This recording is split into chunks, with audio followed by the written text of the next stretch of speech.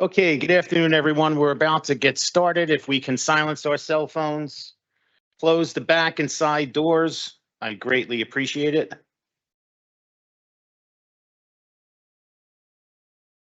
Okay, we are on the record. Today is Monday, the 19th day of May in the year 2025. This is a City Council caucus meeting of the Jersey City Municipal Council. We had a scheduled 4 p.m. start. The clock on my cell phone is showing 4:02 p.m. May we have a roll call for the commencement of this caucus? Councilperson Ridley. Here. Councilperson Hewlings. Here. Councilperson Baggiano. Councilperson Saleh is not here yet. Councilperson Solomon. Here. Councilperson Gilmore is not here yet. Councilperson DeGise. Here. Councilperson Rivera. Here. And Council President Waterman. Okay, we have 7 council members present at 4:02 p.m. On behalf of Council President Waterman and the members of the Municipal Council in accordance with New Jersey Public Laws of 1975, Chapter 231, the Open Public Meetings Act, also known as the Sunshine Law, adequate notice of this meeting has been provided by the posting on the bulletin board of the first floor of City Hall. The annual notice, which is the schedule of meetings and caucuses of the Municipal Council for the calendar year 2025, and filed in the office of the City Clerk on Friday, November 15th, 2024. In addition, at its time of its preparation, the agenda of this meeting was similarly disseminated on Friday, May 16th, 2025 at 12:56 p.m. to the mayor, municipal council, business administrator, corporation council, and the local newspapers, and posted on the city's website, so I can certify as to our total compliance with the Sunshine Law. Council President, I'm going to turn it over to you.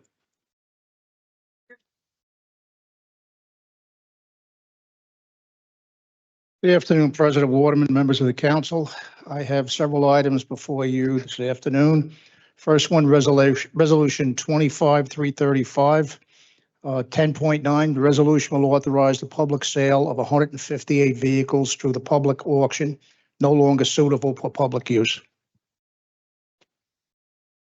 Next is 10.21, 25-347. Resolution will authorize the payment of a claim submitted by Gillespie Group for the services provided associated with the Public Safety Training De-escalation Facility in amount of $49,265.62. Claim was associated with additional work necessary due to the conditions of the facility's concrete floor due to unforeseen conditions. Next is 10.22, 25-348. Resolution will authorize the awardment of payment submitted by Herc Reynolds Incorporated, providing portable emergency air conditioning units to various city facilities in the amount of $86,469. These services were necessary due to unexpected failure of HVAC systems at the Bishop Street Communications Center and the Jersey City Municipal Court Complex. Funds for this payment are available in the DPW Buildings and Streets operating account. Next, 10.23, 25-349. Resolution will authorize the award of payment of a claim submitted by Jersey State Energy Controls for the maintenance services of the automatic temperature and digital controls at city-owned buildings. Previous contract with this company expired. However, due to the proprietary issues, the services of this company were necessary to regulate HVAC systems at city-owned buildings. Total amount of this contract is $17,800 and is available in the DPW Division of Buildings and Streets account. And the last is Resolution 25-354, 1028. Resolution will authorize the award of an open-end contract with Plaza Automotive Body Incorporated and Vavi's Auto Sales to provide collision repairs for the DPW Automotive Services Division. Total amount of these contracts as follows: Plaza Auto Body not to exceed $176,146.95 with a temporary encumbrance of $20,000. Vavi's Auto Sales not to exceed $245,786.44 with a temporary encumbrance of $20,000. The renewal of these contracts is for a 1-year period effective June 13, 2025, and the funds are available in the DPW Automotive Services operating account. Thank you. Council President, I just want to mark Councilperson Gilmore present at 4:06 PM. So we now have 8 council members present at 4:06. Name Nicole. Good afternoon, Council President, council members. Nicole Dupree, Department of Administration, Office of Employee Benefits. Here to present item number 10.34, resolution number 25-360. Resolution authorizing a change order to increase the contract amount of our prescription benefit manager, Crumdale Partners, who provides prescription coverage for retirees and active members and their dependents in the amount of $31,205,711.02. Apologies, what was the number? $31,205,000. I apologize, the resolution number. Oh, resolution number 25-360. Got it, thank you. Yes. Got it. And how much is, you said how much is the change order for? $31,205,711.02. And do we anticipate this meaning that we'll be paying more for the prescription drugs this year? Yes, this is due to usage and the number of dependents, the number of lives on the contract. Alrighty, thank you. Thank you. Director. Kara Prince-Airy. Princess. Well. Well, Before you speak, I just I just want to mark Councilperson Saleh present at 4:09 PM. So we now have all 9 council members present, plus a former council member present. Glad you could all make it for my first time here in front of the council. Hi, so Council President, members of the council, the JCEDC has 3 resolutions for consideration at this week's meeting. First is item number 10.24, resolution number 25-350. A resolution of the Municipal Council of the City of Jersey City authorizing the submission of an application to the New Jersey Urban Enterprise Zone Authority for Enterprise Zone Assistance Funds for the Jersey City UEZ Marketing Phase 2. And the amount is in $2,305 and no cents.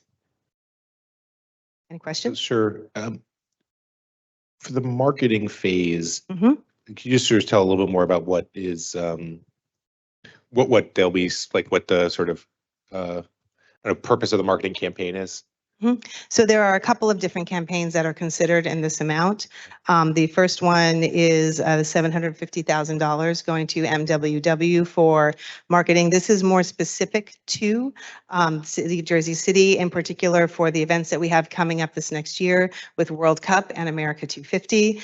Just for some background, MWW is the firm that the UEZ has been working, I'm sorry, the EDC has been working with for the past 3 years. They are a New Jersey-based firm that has international reach and scope, and they are also the agency of record with the state. So that gives them some comfortability with us working with them.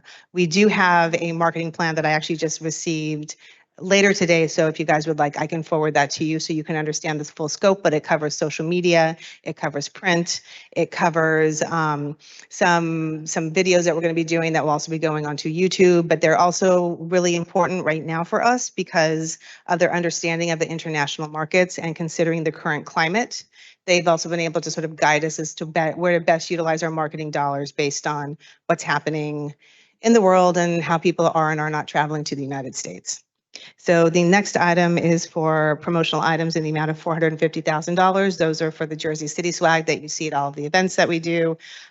Each year we do things a little bit differently, but it includes everything from crossover bags, laptop covers, drink tumblers, t-shirts, et cetera, and so on. The next is for the July celebrations. That is in the amount of $600,000. We included this as a sort of general catch-all because we do not know what the plans are for the city for the 4th of July for next year. However, we know that there's going to be some very big events. We have World Cup, we have the tall ships in the harbor. So we just want to be prepared for what that's going to look like. The next one is for the JCEDC upgrade and maintenance. That's an amount of $50,000. If you've been on our website, it's not bad, but it could certainly use some room for improvement. So we are finally going to be funding ourselves with that. We have the maintenance for the Cultural Affairs website. In the last marketing budget, the EDC covered the amount for them to do their own upgrade. If you have not seen their site, take a look. It's got a lot of really great new features. We may not look like them, but that sort of gives you an idea of what the EDC may have in mind moving forward. The next one is for conferences that the EDC attends. This includes League of Municipalities. This includes tourism. This includes JC Summit, things like that. Then we have memberships and subscriptions, $63,000 for all of that. This also includes a subscription to a company called Placer AI, and they help us with all manner of demographic research for tourism and people traveling to and from Jersey City. Our nonprofits and people in other sectors also can avail themselves of this information in case they need it for grant writing. So it's a really helpful tool across the board. Then we also have the JCEDC UEZ education materials, and that is going to include pamphlets and literature on how we can better support our businesses being registered as an urban enterprise zone business. The value of that, actually, for those who don't know, businesses are registered. The more businesses we have registered, the more money the city gets when the state allocates every year. Currently, Jersey City is number 3. So we have a goal to get our number up to at least number 1 or number 2 in the next year. This marketing material will help us for that. And then finally, we have the sponsorship and events, or no, not finally, sorry. Sponsorships and events that we do in partnership with the city, the JCAS Jazz Fest by JC, Jersey City Pride, and JSO Free Concerts, JC Fridays by Bio, New Jersey. And then we also have allocated amount for JCEDC sponsored events. I'm going to be getting us out into the field more often. So there are smaller events that happen across the city. This money can help cover participation there, where I think it's important for us to be. And then we also have nope, I'm sorry, let me flip that. JCEDC events, which are our own events, which we will be hosting over the course of the year. And then the other events, which is what I just mentioned, which is to be determined. We'll be building out that list moving forward. And then we are anticipating some needs for media content managers and consultants. This is a 1099 employee that's going to be tied specifically to the UEZ funding. We have $75,000 earmarked for that to give us flexibility in case we want to hire part-time, full-time, and stipend internships. That's also intended for that purpose. So that's marketing phase 2. And just so you all know, for the timeline, should these be adopted at the council meeting on Wednesday, we send it over to the UEZA authority on Friday. There's a 45-day review period. Then we get on an agenda. So based on the calendar, we're looking for these to be on the August agenda for the state. Any other questions? Next, okay. Resolution 10.25, I'm sorry, item number 10.25, resolution 25-351, resolution of the Municipal Council of the City of Jersey City authorizing the submission of an application to the New Jersey Urban Enterprise Zone Authority for the Enterprise Zone Assistance Funds for the Jersey City UEZ Off-Duty Police Program for fiscal year 26. And that is in the amount of $1,969, $1,961,986.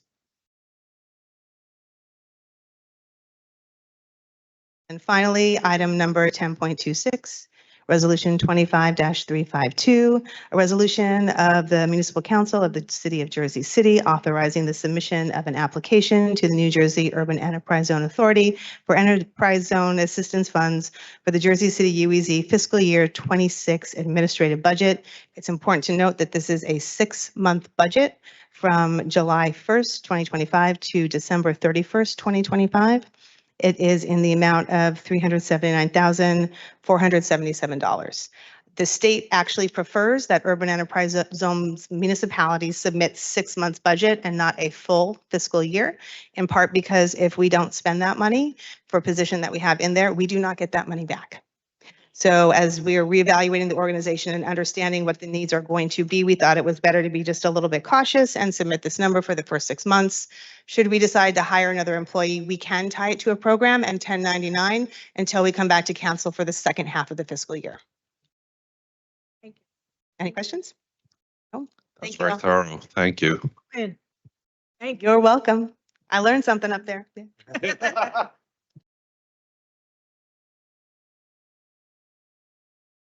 Tough act to follow.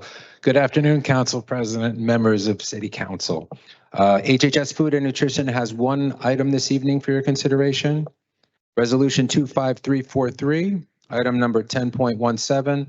This is a resolution authorizing the execution of a memorandum of understanding with the Hoboken Boys and Girls Club so they can receive summer food service program meals this year. They reached out to us and we created an MOU, which requires the same compliance of grant guidelines from all of our sites.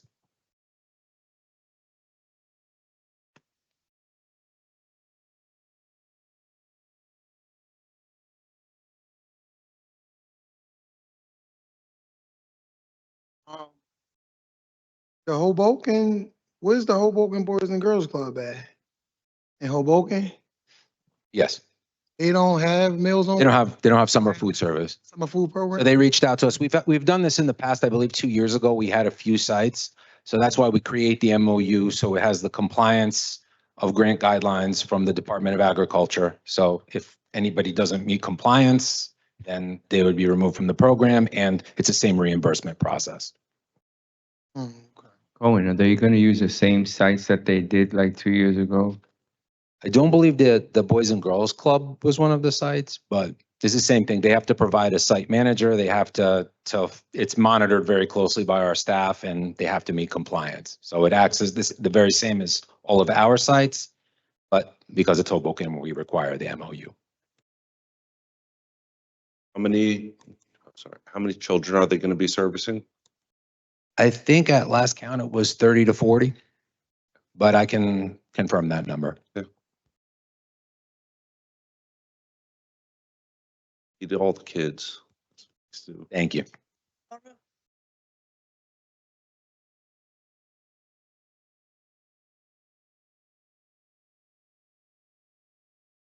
Good afternoon, Council President, Council members. Laura Takuri from the Tax Assessor Office. I'm here for item number 10.6, resolution number 25-332. A resolution granting veterans exemptions for various properties from the local property tax pursuant to the NJSA 544-3.30. There are 8 properties that apply for that exemption, which are the following. 56 Grand Street, Unit 202, 689 Marine Boulevard, Unit 503, 622 Grove, 316 2nd Street, Unit 7001, 120 Harrison Avenue, Unit 2, 355 Community Park Avenue, 287 Forest Street, Unit 1, and 6 Wengrich Drive, Unit 1609. Properties owned by 100% disabled veterans are eligible for 100% of tax exemption on their primary residence. Therefore, I'm requesting the Municipal Council to authorize the tax collector to refund or cancel the taxes in the amount of $55,076.50 for the 8 properties. Any questions? No. Thank you.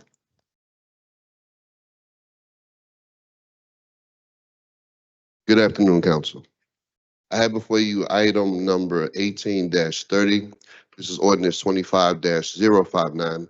And actually, before you guys came, there's a one-sheet informational that actually speaks to all the change, not many changes, but it speaks to the changes specifically and the reason behind those.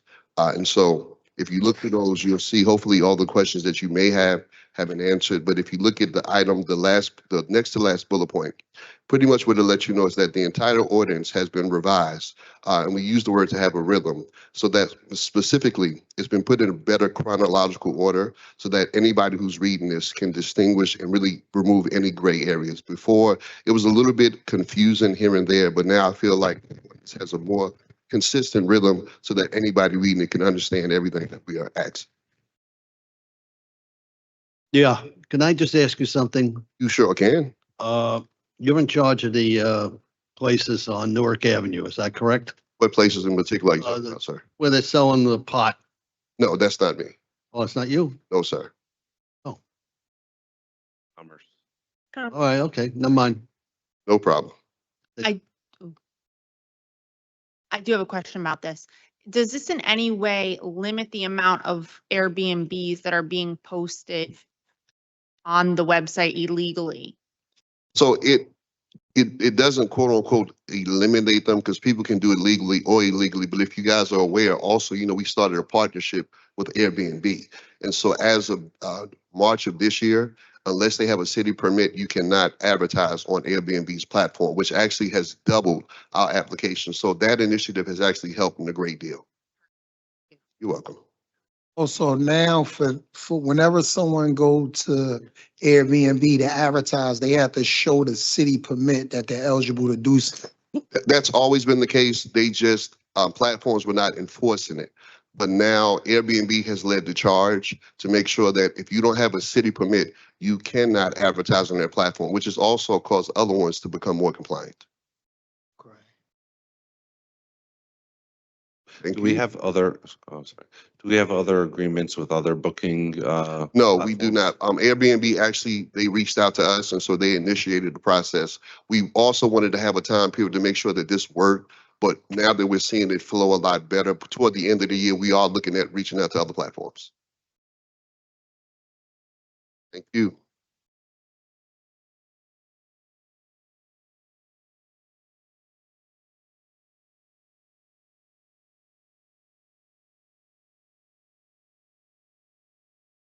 Good afternoon, Council.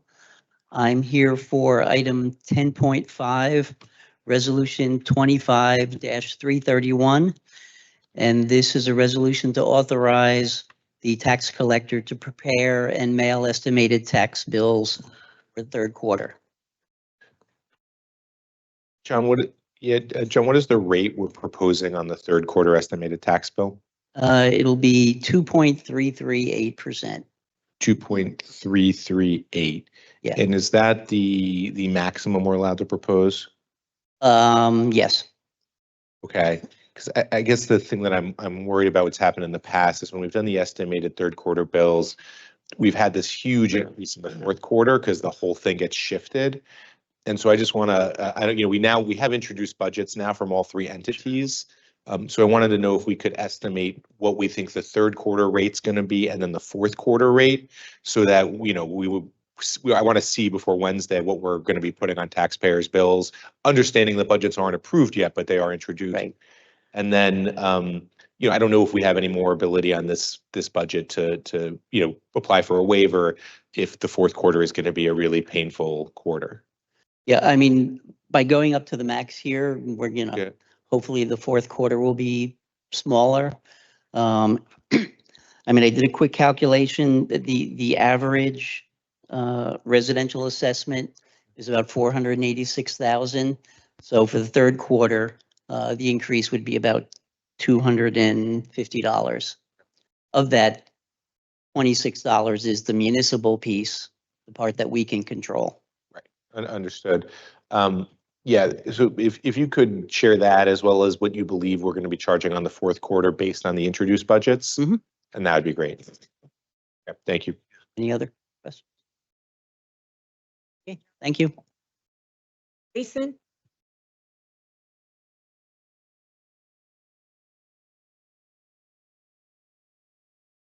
Evening, Council. Here to bring forward Resolution 25345, authorizing a license agreement, the Jersey City Redevelopment Agency authorizing a license agreement with the city for the use of Block 11401, lots 1301 and 14, commonly known as 247, 253 First Street. It's item 10.19. Yes. 10.19.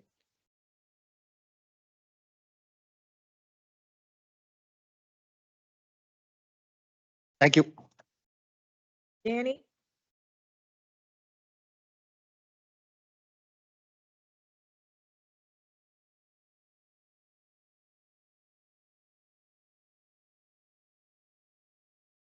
Good afternoon, Council Presidents, Council members. For your consideration, I have one item.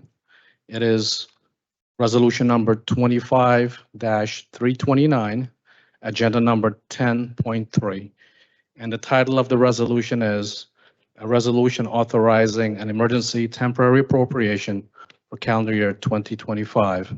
And this request is needed for the continuance of city services without any disruption. Any questions? Thank you.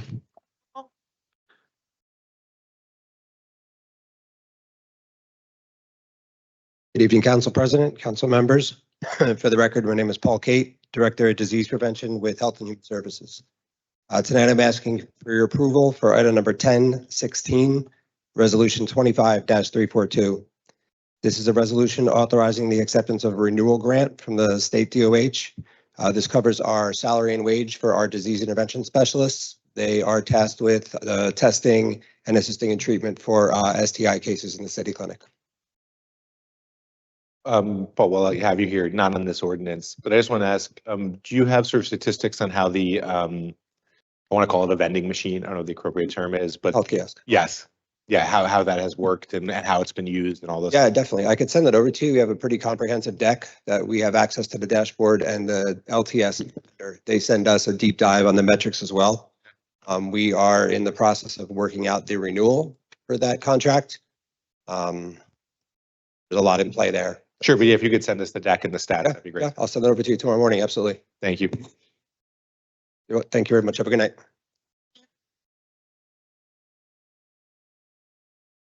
Welcome back. It's a pleasure to be back before everyone this afternoon. Thank you for having me. I come from a brief stint with the federal government in HUD as the field office director for the state of New Jersey, which had me sit as the highest ranking public housing, economic development, and community development federal official in the state of New Jersey.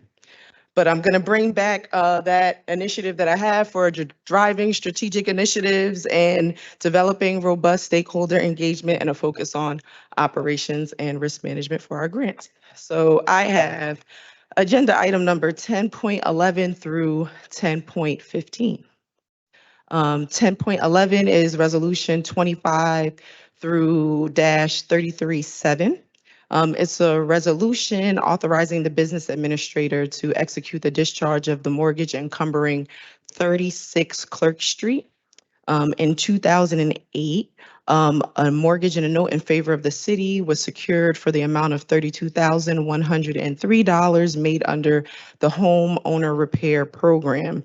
This debt is a deferred payment, no interest mortgage, and upon the 10th year after signing, it shall be forgiven in its entirety, and the city is obliged to execute the discharge of this mortgage from the public record. The next item I have for you is 10.12, which is resolution 25-338. It's a resolution authorizing the discharge of the mortgage encumbering 144-146 Virginia Avenue. In February of 2001, Virginia Avenue Associates executed a mortgage in the amount of $500,000 made under the multifamily loan matching grant program. Upon the end of the 5th year after signing this mortgage, it shall be forgiven in its entirety, and the city is obligated to execute the discharge of this mortgage. The next item that I have for you is 10.13, which is resolution 25-339. And it's a resolution authorizing the business administrator to execute discharges of mortgages encumbering various properties that receive the homeowner repair program assistance in the calendar year of 2000. So what I'm trying to do moving forward with the team here in the office, instead of coming here to you members of council and trying to discharge these mortgages one at a time, I've had the team go in and do research and find all mortgages that are eligible to be discharged. This way I can cut down on the constituents coming to request the discharge because they have a closing or a refinancing. I'm just going to do it all up front, and then they can go to the county and get a copy of their discharge mortgage.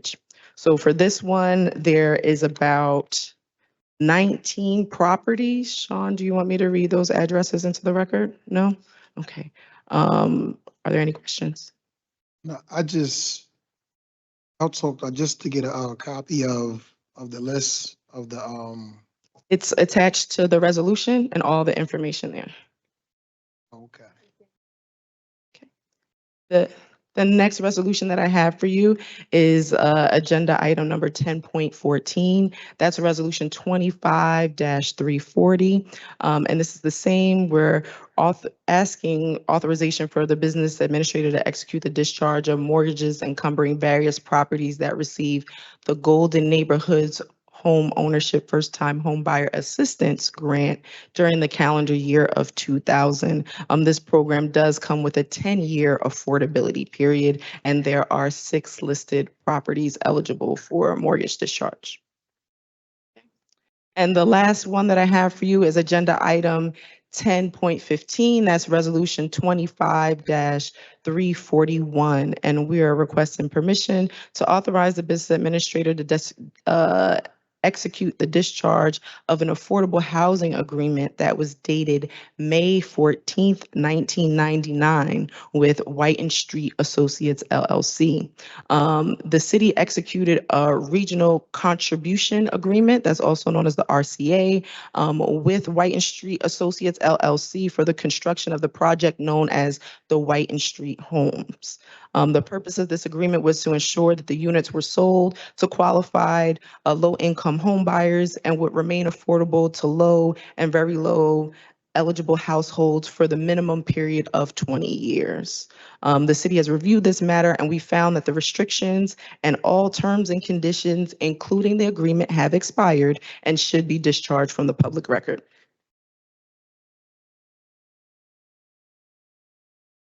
Thank you so much. All right.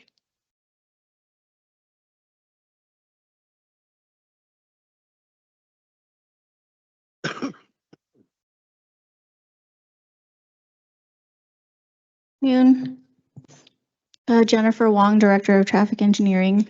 I have 4 items for your consideration. The first item is 3.3, Ordinance 2560. This is designating reserved parking spaces. They were all approved at the committee meeting that was held on April 16th. Next is item 3.4, Ordinance 2561. This is to designate the intersection of Bergen Avenue and Woodlawn Avenue as a multi-way stop intersection. This was a result of, or this is being proposed because of the safety issues at this intersection. Based on crash history, there were nearly 30 right-angle crashes at this intersection, inclusive of 6 crashes that resulted in injury. 31. I don't think they recorded mine. Sorry? 31 accidents at the end. In a 3-year period. Yeah, I don't think they recorded mine though. Oh, okay. Crazy. The next one is item 3.5, Ordinance 2562. This is an ordinance to restrict parking for street cleaning purposes on Berry Lane and to extend the limits for Forest Street to the dead end, just 1 block. You're gonna go inside the actual like parking lot there? In Berry Lane? For Berry Lane, yeah. Yes, both sides. Oh, okay. There were some issues with vehicles being parked there for several months. So this should help. And the last item is Agenda 3.6, Ordinance 2563. This is to designate on-street parking spaces on Liberty Avenue between Newark and Van Winkle Avenue to be metered parking. Currently, there are metered parking spaces on the east side of Liberty. This would extend the limits to include the west side as well. Currently, people are parking on the west side, so there is a need for additional parking to serve the businesses in the area. Thank you.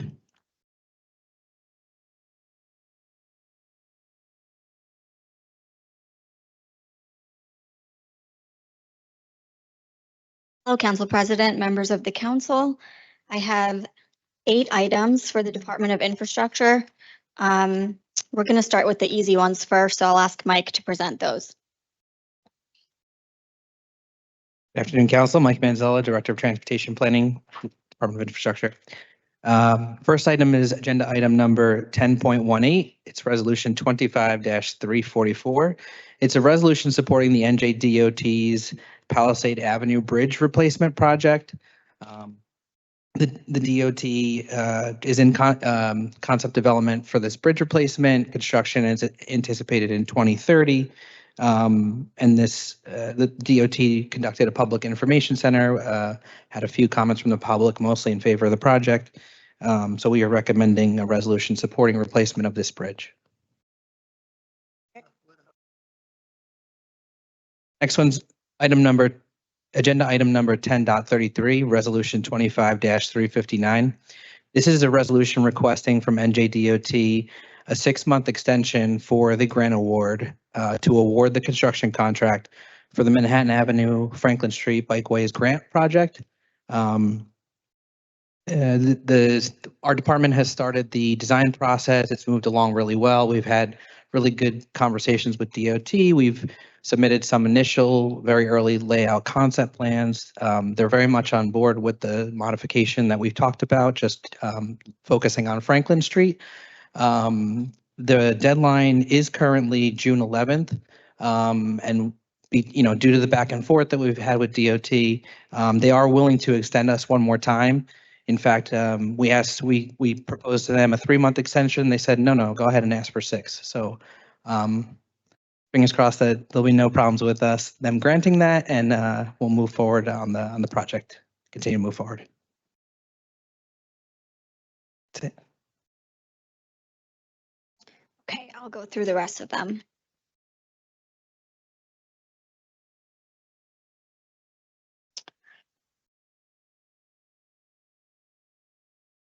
So the next one is agenda item 10.4, resolution 25-330. This is a resolution requesting permission for the dedication of revenues received by tree removal penalties and settlements in order to establish a tree replacement reserve fund. This is a requirement by the New Jersey DEP that was recently passed in an effort to not only increase canopies in urban areas and invest in urban forestry, but to set up a dedicated fund year after year in order to do that work.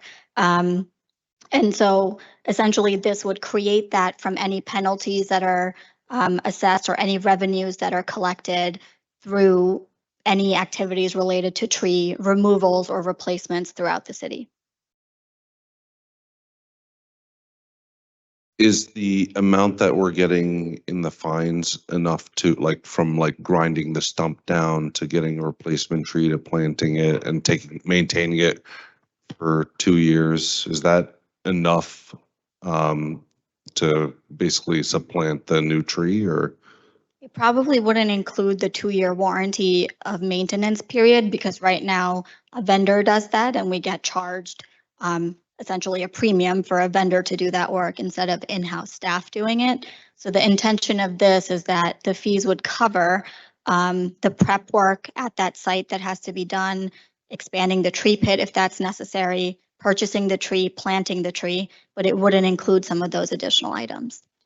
Okay, understood. Thank you. Okay.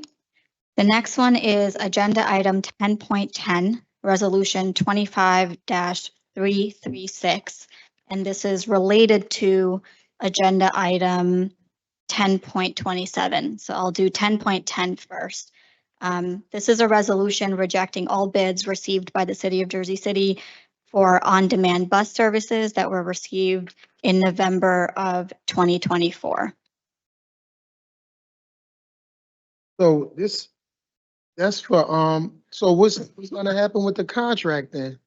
So the next item, which was 10.27, will be a resolution to do a 3-month extension of our current contract so that we could use the time in between to re-release the RFP and collect proposals and essentially move to award a new contract. And those new, white with the yellow and orange siding on the Via vans, those are the electrical ones? You may have seen a couple of new vehicles without the purple wrapping all the way. Yes. Some of those new vehicles are because we increased vehicles and drivers over the last few days in anticipation for the New Jersey Transit strike. And then some of them are just being swapped out if some vehicles go out for maintenance, so they don't always come in 100% wrapped. Oh, What was the minimum bid that we received that came in? Are we allowed to say? Councilman, in light of renewing it, there was only one bidder that was the sole bidder. So in that light, we want to get an appetite for additional entries. Another thing that we're going out for is we're going to strengthen the language around the possibility of organizing the drivers to be unionized. So those are the two, a competitive playing field as well as possible unionizing. So that's why we're going back out, and we'll have it wrapped up in the next 3 months. Got it. Thank you. Okay, so that was 10.27. The next item is 10.30, Resolution 25-356. This is a resolution authorizing the award of a contract to MRC Inc. for the purchase, delivery, and installation of playground equipment at Barrow Street. This contractor is a state contractor. This vendor is a state contractor that is a part of the Educational Services Commission of New Jersey. Well, I mean, do you want to do all of them? Because there's 3. Amount of that one is $91,517. The next one is 10.31. This is a resolution authorizing the award of a contract to a fencing company, which is also a state contractor, part of that the same co-op, which is the ESC of New Jersey. This amount is $58,368. And then the next one is 10.32, Resolution 25-358. This is a resolution to award a contract to a resurfacing company for the playground. And this is also under New Jersey state contract. And this is in the amount $53,040. So those are the 3 for playground equipment, for fencing, and for playground surfacing. Walker, is that playground in the street? It will be, so the Barrow Street will essentially be made a plaza with an emergency vehicle lane that will remain open for fire, emergency vehicles, etc. And the playground will go in the expanded plaza area. Do you think that's really wise, closing a main street down for a playground in the middle of the street? I just got a couple of emails from people complaining. I'm guessing we're on the same email chain. I did get a number of from residents and business owners in the area. Just wanting to know the timeline of this and expressing their, not wanting this, although they love playgrounds and didn't want that to come across, did not feel like it was the right area, and wanted to ask about a public safety plan due to the growing concerns of homelessness, theft, and robberies in that area. Just didn't know if the councilman or you could address some of that so we can have the residents watch this and listen. I can answer the questions about the timeline and the work itself. I don't have information about the other items that you mentioned, Councilwoman. So if these resolutions are to be awarded at this council meeting, within a 2-week period, the vendors would be given a notice to proceed. There's quite a bit of concrete work that has to happen on the site to prep it in order for a playground to be installed there. So we're hoping to start that work within the next couple of months, and it will likely be about a 5 to 6 month construction period. Has anybody consulted all the businessmen on Newark Avenue and the residents in that area? We have not had a meeting with all of the business owners, but the director of the SID is aware of this plan and has shared information with the business owners and with the people in the district. Because most people do not want this. You're destroying the businesses, you're taking away parking, you're blocking a main street going through. This is a joke. Well, the street, Councilman, has been closed temporarily without any upgrades. Yeah. And it's causing more issues in the condition that it's in now because there isn't any programming. It's important to the mayor and the administration to activate that area, which is currently empty, get some new lighting in there, make it safer, and formalize the closure so that there's a dedicated area for emergency vehicles to go and the dedicated area for kids specifically of this age group to have play equipment because the parks and the direct vicinity of this area, while some do have playgrounds, they're not for this age range. You know, Barker, it's really idiotic to close a street like that. And I don't care what anybody in the administration says. This is wrong.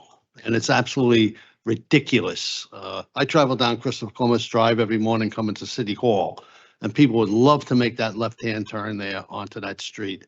And they got The it. street is closed, Councilman. They cannot make a shame. left-hand turn. This, I mean, I think, Director. I think I can speak pretty well to views of the proposal. And as you might imagine, it's a mixed bag. I think the things that people like are that the Harsmas neighborhood, so north of Columbus, does not have a playground. It's Van Voorst has playgrounds, but north of Columbus doesn't. So I think there is a need, and I think on Barrow Street, because it's vacant, we could use something. But the businesses in the area are very concerned. And I think this is less for the director, but it's more for the administration. The business's message to me is, hey, we spent a lot of money to make the plaza, and yet we're not doing a great job of maintaining it on a number of fronts. And they're seeing their businesses hurt and suffered. And I think if this is voted on Wednesday, we're going to see a number of those business owners here sending that message to us saying, you're moving forward with another capital project, but you haven't maintained the first one that you did. And so my view would be, and administration knows I've been, working with them on this, but we still haven't gotten the progress that we need to make. And so my thing would be if before we vote on this, I think we need a commitment from the administration on exactly how we are going to maintain and maintain the plaza, maintain the quality of life, address the legitimate concerns the businesses are having, because they are seeing business decline because of the declines on the plaza. So my view would be that it's I'm not opposed to the idea in principle, but until we have a real credible plan on how to address the quality of life issues and business issues on the plaza, we're going to get a stream of very angry folks on Wednesday if we're moving forward with this investment. So that'd be my view. Joyce. Yeah. So just quick question so we can, I guess, circle back to the start, because I know you said the street is closed now, but can you refresh our memory? Why did we close the street to begin with? We were having a lot of conflict points at the intersection of Barrow and Newark. So if you remember, when we expanded the pedestrian plaza from initially it was just the block from Newark to Barrow/Erie. And then when we did the permanent upgrade, we expanded it one more block all the way to Jersey. However, we kept that street open running through the middle. And essentially what would happen is pedestrians would walk through the plaza as if it was a pedestrian only space. And when they would come across that intersection, vehicles were still going, at full speeds through that intersection, even though there was a stop sign there, even though there was a raised intersection there, and vehicles were constantly blocking the corners, creating visibility issues. We had foot patrols from the Jersey City Police constantly on the plaza. And what we realized was that a long-term solution to remove those conflict points and all the near misses that were happening where people were almost getting hit as they were walking from one side of the plaza to the other, was to close off the street at Barrow to eliminate the conflicts, and then over time to upgrade Barrow over the course of a number of years, the same way Newark Ave had been upgraded over the course of a few years. So when we first closed it off, it was because of that safety issue and the inability of police officers to constantly be monitoring that intersection. So it solved that problem. And then when we closed off Barrow, there was some light programming that was intended, but it never really materialized in the way that we needed it to, which was people needed a reason to go to Barrow, and there wasn't really. The lighting needs to be upgraded. There needs to be more seating there. There has to be a dedicated use. And so that's what led us to the point where we are now. I think that I thought that we were going to make that area like a delivery drop-off area. I thought that that was the plan, especially when you talk about the near misses. Your near misses are coming on Christopher Columbus where these delivery vehicles have to park and people are getting near missed hit there on a daily basis. I'm actually surprised that a study hasn't been done there, but I actually thought that this area was specifically for deliveries. I mean, we are really suffocating these businesses. So I don't think I don't know what about the other, everybody's gonna do. I can't support this. It was, Councilman, when we first closed off Barrow Street, we installed the gate there and we gave keys or access with code to emergency services, which is fire, police, medical center, it's OEM, et cetera. But then we also gave limited access to the SID, to the businesses, so that whenever they needed to do loading, unloading, deliveries, that they could manage their own access into that section of Barrow Street, because they were given keys and a code. And there were several iterations of notices where we said, you know, this is the way to properly manage operations on this closed off section of Barrow Street. However, that didn't end up working the way it was intended. Either businesses and their delivery drivers were not coordinating that, so that if a restaurant needed to have a truck pull into there, they weren't willing to themselves go open the gate, let the truck in, let it back out.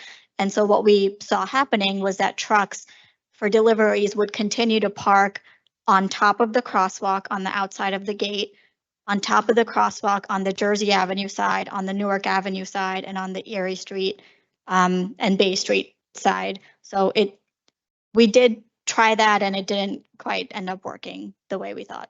I think that's, I'm sorry, I think that they should take that big dreadful gate off because, I mean, I was actually there when they had a 2-alarm fire on the plaza and in the summer, and all those tables were outside and literally watched the fire trucks struggle to get in there because nobody had the key. They actually had to come the wrong way up off of Jersey Avenue and Newark Avenue, and engine 6 had to come in through the Grove, Newark Avenue side. I mean, it's dangerous. Number one, it's dangerous for the people around there. Number two, you're creating a situation for the firefighters. And if we're talking about safety, we're kind of like intercepting a big safety issue there. Yeah, understood. And they do have keys, and fire department has installed their own Knox box with their keys on the gate. So I understand what you're saying, and I know there was an issue during that one incident, but they do have access. Every division in public safety has their own access to the main plaza and to the Barrow Street extension. And just to finish, so when we have the access, we're talking about a firefighter has to come out, open the key. There's time being done there, like in Grove Street. Is the one who requested that type of bollard on the original Newark Avenue Plaza. We presented several different types of options at that time on the best way to protect the pedestrian plaza and also give fire department easy and convenient access whenever they needed to get into there.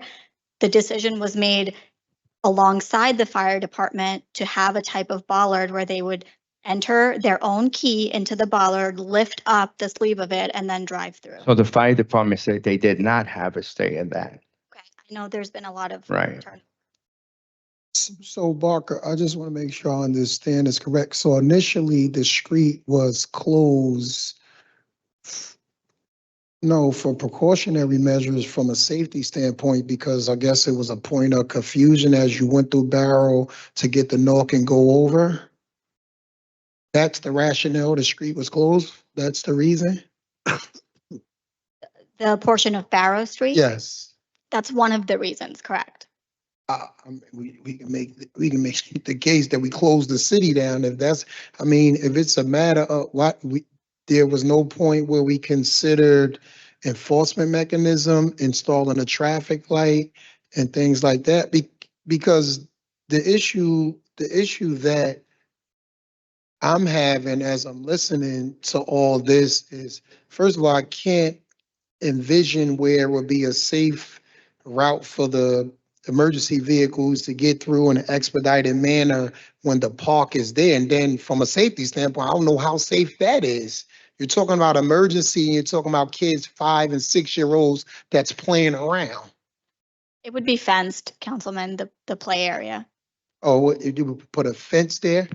The playground itself would be fenced. So we're willing to put the fence, do the improvement, do the upgrades, and we can't exhaust any funds and get in the traffic light there? Traffic signal, it would be tough to do a traffic signal because we would have to essentially break up the existing plaza and the pavers that exist there. It would be hard to put a traffic signal in that intersection in the current configuration that it's in. I mean, I just think it looks really messy, to do that way, man. And if we're talking about safety, I don't know, I just can't visualize how this would be a, better use for that area right there. So, I mean, Okay, I just, understand. I mean, I think some of these issues are solvable in the sense of, I think you can work through with fire department and JCFD and come up with a plan and propose it. I would just say, coming back to the main point for me, which is, I'd love for, again, the full administration to present a plan on full maintenance of the plaza, because again, the message that I know I'm going to get on Wednesday if we vote, or if we vote in 2 weeks, is you did one big infrastructure project, it's not being maintained, so why are you doing a second one before you maintain the first one?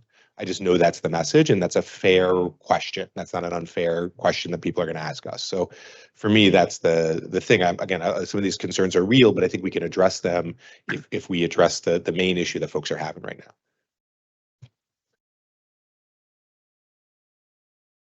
now. Now, present issues. We want to address present issues before we move on to this issue. Okay? So I don't know if it's best for you to take it off, but because you can see we want to address the. Yeah, we'll start with a working session with the councilman and some of the directors to start addressing some of those issues one by one, and we'll share everything with the council. So what we gonna do in the meantime with this, the three? Because I guess they're not feeling comfortable voting on until the issues is resolved. That's fair. So you want to table, or Sean, what do we do? So you would, Three. if it's resolution, you would withdraw the resolutions. They want to resolve the first issues, and that makes a good point, because they got Yeah, it should. homelessness, they got a lot of stuff going on down there. There's a lot of other things going down there. Before we even put a park there, could we try to solve those issues? You can't keep on taking away traffic streets from people. The traffic is horrendous in this city, and closing that street was a big mistake. Is there a way to make it like an art walk where it would allow deliveries? Like you'd be able to walk through, and I don't know if a playground, I don't think so, Councilman. there's other, That's it. Motion. I think, I'd like to make a resolution that, Sean, that it be withdrawn. So we can do that at the council meeting. You Yeah, can Make right. a motion to withdraw the 10.30 and 10.31. And 30, I think, isn't all of them connect? No, it's 10.30 and 10.31. 31, yes, okay. There's three? Question, with the money that's going to the playground, could we channel it to another? Oh, and 10.32, sorry. It's 3 resolutions, 10.30, 31, and 32. 31 and 32, Sean. Yep. But at the council meeting, we would make that motion. We don't take any action during the caucus. Yeah, Barker, so to Councilman, to Council President, Waterman point, the money's already earmarked for the construction of this park? Would come out of the general parks improvements capital account. And how much we estimate that would be to, bring this A park? little to over fruition? 200,000. Huh? It's a little. they over got it already. Yeah. We need Riverview or Pershing. Because there's other parks that's struggling, that's all, because since it's coming out of the park. It's only 200, ain't but much improvements we can make with 200. You know what, you have a lot of little side parks. Pocket parks, yeah. Because if I go down Wilkerson Avenue, there's a little pocket park. Yeah. I see that park. Even on Monticello, there's a little pocket park. Mhm. So how could we use some of these funds to upgrade those parks? We would have to go through the process, council member. Okay. Get quotes. To give you some context, the most recent playground repair that we did to an existing playground that had a lot of the foundations and everything already in place was McGovern Park in Ward A. Mhm. It was $860,000 for the fix of the playground equipment Mhm. and, fixing up some of the foundations around it. So that's just a frame of reference for you to use. Okay. Thank you. Thank you. Barker, before you go, do me a favor, please. Get the sign up at Baldwin and Newark, the loading zone. I don't know who removed it. But what's happening, the cars are parking there, trucks are trying to make deliveries, and they're parking out in Baldwin Avenue, and it's a disaster. This is Please. for that business that's on the corner, council? Yeah, well, the sign was there for years. Okay. Somebody took it Council away. Approved the sign at a recent council meeting. A work order is issued. DPW will now go and install the sign as soon as they get to it. Okay, thank you. Working through the process. All right, thank you. Okay, thank you. Can I go now? Thank you. Okay, bye. Sean, take it from the top. Wait, Barker, I'm just kidding. Are there any more questions for Director Patel? Oh, Director, yeah, one, Just trying to be funny. Go ahead. All right. Good. We good. We From the good. top, we're kidding, we're kidding. Item 3.1, City Ordinance 25-058 is an ordinance amending Chapter 175, Food Handling Establishments of the Jersey City Municipal Code, creating an itinerant mobile truck parking zone 3. This is my ordinance, so just to give you the quick context. As the current city code is written, food trucks but specifically ice cream trucks are not allowed at the Hamilton Park neighborhood. Of course, we have many trucks there because it's summer and kids love ice cream trucks. And it's created some conflict between the neighbors and folks who are using the truck. So we're just trying to basically be good mediators. And what we're proposing is basically a rotation where the truck would basically go in each of the 4 sides of the park. So it doesn't impact one neighbor's home for 8 hours. You're just rotating it around the park. So this way we make sure we have food, ice cream truck for the summer for the kids, but we're limiting the impact on any individual neighbor. So it would just rotate around the park.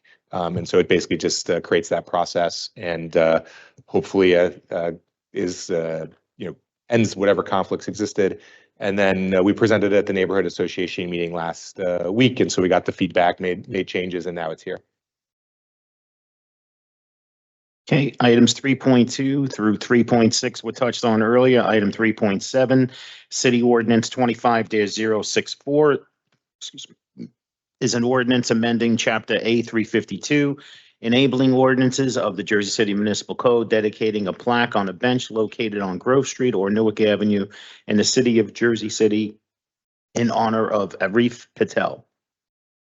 Item 3.8, City Ordinance 25-065 is an ordinance opting into the Garden State Sea Space Program to facilitate the financing of the sea space projects.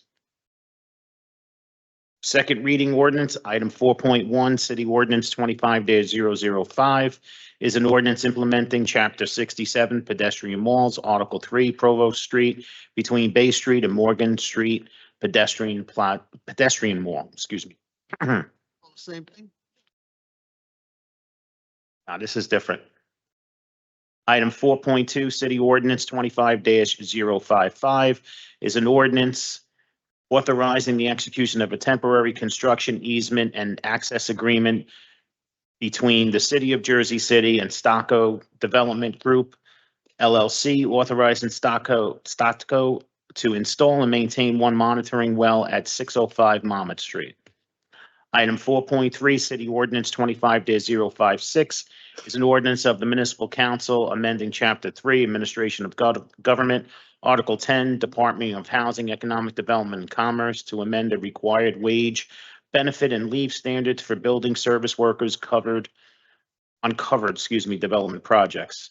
And item 4.4, City Ordinance 25-057 is an ordinance amending and supplementing Chapter 218, Multiple Dwellings of the Jersey City Municipal Code of the City of Jersey City by adding new Section 12 entitled Preventing Algorithmic Rent Fixing in the Rental Housing Market. And yeah, and that one I have, we had a few meetings over the last 2 weeks to discuss this ordinance. A couple of the concerns that were raised were that it could affect the use of public information, but not what we call the proprietary information. And obviously, we think very firmly that collusion is illegal and the sharing of proprietary information is illegal. But we did take some of the feedback and adjust some of the definitions. So we think that it adds this definition of non-public competitor information and the definition of coordinate. And we think that those definitions make it clear that we're talking about the proprietary information that shouldn't be shared. And then we also adjusted one definition to make sure that, within one corporation, that corporation can share information with itself, right? So just, make sure that that's clear. So those are the two proposed changes. You see one, amendments in coordination and non-public competitor information. And then the second is to make it clear that, it does not affect properties within a company. And so those are the two proposed amendments that we would, ask that the council vote in favor of on Wednesday. So we're looking to with these amendments, are these amendments substantial changes to the ordinance? I just have to see the final version of it. We did have discussions about it. They should just be clarifying definitions just to make sure we're not encompassing anything else. I do have a memo on it too. I just want to see the final version because one paragraph dealt with one of the languages. And once we have that, then I can delete it and make your memo shorter. Okay, thank you. Can we have additional time to review this as well? Just because I did get comments that it was overbroad and I did want to see, whatever the final changes were before, proceeding. You wouldn't mind pushing it 2 weeks? I'm happy to call tomorrow, and then if that's not resolved tomorrow, then happy to have the conversation. Okay. Right. We're also going to have a public hearing on the 2025-2026 Central Avenue Special Improvement Assessment Roll and Budget. We have our public speakers, 25. Any questions or comments on petitions, communications, items 6.1 through 6.33? Hearing none, we have one officer communication. Any questions or comments? And reported directors, items 8.1 through 8.3. We have our claims and on to our resolutions. Item 10.1, resolution 25-327 is a resolution accepting the 2025-2026 assessment roll of the Central Avenue Special Improvement District of the City of Jersey City. Item 10.2, City Resolution 25-328 is a resolution adopting and ratifying the 2025-2026 budget of the Central Avenue Special Improvement District of the City of Jersey City. Items 10.3 through 10.6 were touched on earlier. Item 10.7, Resolution 25-333 is a resolution honoring the life of Julio Suarez Jr. Item 10.8, Resolution 25-334 is a resolution honoring and thanking Director Greg Kearse, the Office of Emergency Management, and the Jersey City Police Department and the Jersey City Fire Department for their swift, coordinated response to the helicopter crash incident. Items 10.9 through 10.19 were touched on earlier. Item 10.20, Resolution 25-346 is a resolution authorizing the affiliation agreement in connection with an internship for Career Center intern credit from the trustees of Tufts College, aka Tufts University. Items 10.21 through 10.28 were touched on earlier. Item 10.29, I believe, is going to be withdrawn. Right? Yep. Item 10.30 to 10.34 were touched on earlier, and item 10.35, Resolution 25-361 is Jersey City declares May as International Water Safety Month. Does anyone have any other thing to add or make any comments? I have a motion to adjourn at 5:11 p.m. Second. Oh, wait. Just on Sorry, the I'm item sorry, we're tabling for the fire department, we just have to make sure that the documents are up to date and then we'll bring it back in 2 weeks. It's not that we're not doing it. It's just that we want to make sure that the services are at the adequate number for the bid. That's on item 10.29. 1029, I didn't know the number. Thanks. That's okay. Sorry about that, Bia. All right, so motion to adjourn at 5:11 PM was made by Council President Waterman. May I have a second? Second. Second by Councilperson Saleh. All in favor of the motion to adjourn at 5:11 PM? By acclamation, please say aye. Aye. We are out of here at 5:11 PM. Thank you so much, everyone present and everyone watching at home. Remember, teamwork makes the dream work. Have a great night. Stay safe.